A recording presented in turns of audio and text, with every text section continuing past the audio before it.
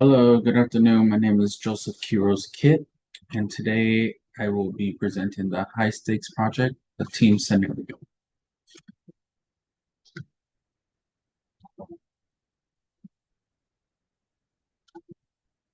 This project is to create a reusable smart hydration bottle in only 4 weeks while staying within budget and getting ready to present to a international conference. But of course, with that kind of pressure, picking the right people for your team is probably one of the biggest decisions to make.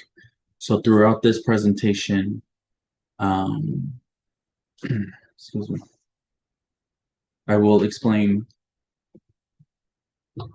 why I picked them, why I picked these certain people, and how their different personalities help the team, and what leadership strategies I would use to keep everyone working towards the same goal. My team, when I picked my team, I wasn't really looking for people who thought the same. Um, just realized I'm in the way. Um, but I wanted people whose strengths balance each other out. For instance, Alex is great with people and helps keeps everyone working together. Drew is very organized and detail oriented, which is perfect for budgeting and quality. Quinn keeps the team realistic and on track. Emerson is someone I can count on when things don't go as planned, because they are good at solving problems under pressure. Cameron is a strong communicator, especially when working with other people. And Jordan brings the planning and organization needed to keep the whole project moving. Why I picked these certain people, the biggest reason why I picked this group is because everyone has different purpose. No one overlaps too much with someone else. Some people are better at planning, others are better at communicating, and others are better at adapting when things change, right? Um, I think that's what makes this team successful. Instead of everyone trying to do the same thing, each person contributes something different, and together that gives the project a much better chance of succeeding.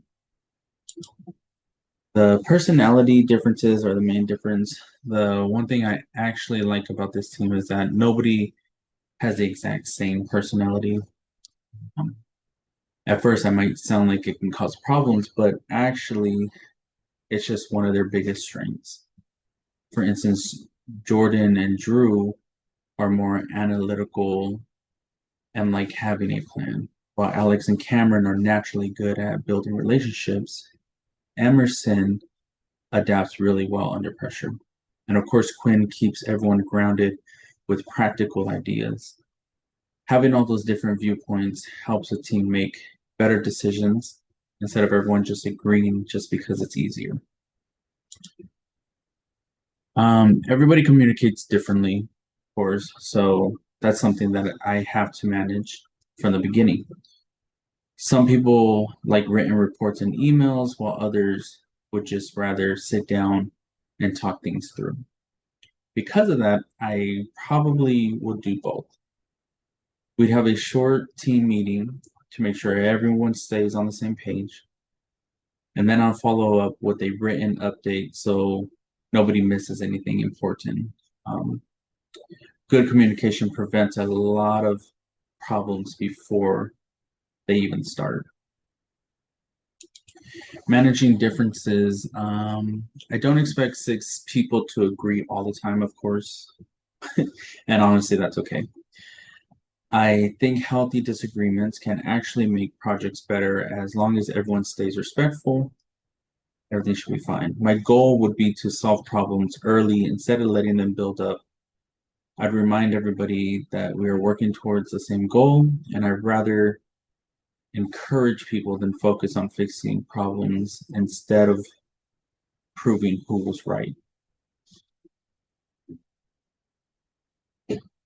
Um, The first value I picked was accountability. Sorry, excuse me. Accountability. Being in the army, of course, accountability is something that has been drilled into me every day. If one person doesn't do their part, somebody else has to pick it up and pick up the slack. The same thing applies here.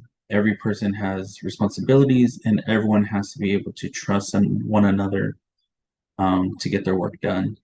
I think that's one of the biggest reasons successful teams stay successful.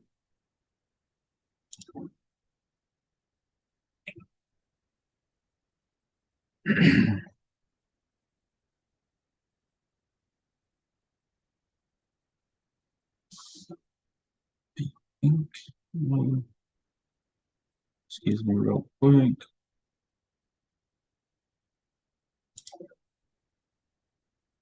So instead of having just one person make every decision, I would let people lead in the areas they are strongest in. Jordan, for instance, would handle all the planning. Drew can handle the budget and quality. Quinn would focus on operations. Emerson will take care of unexpected problems. Cameron would communicate with stakeholders, and Alex would keep the team working together. That way, everyone has ownership and a part of the project instead of relying on one leader to do everything.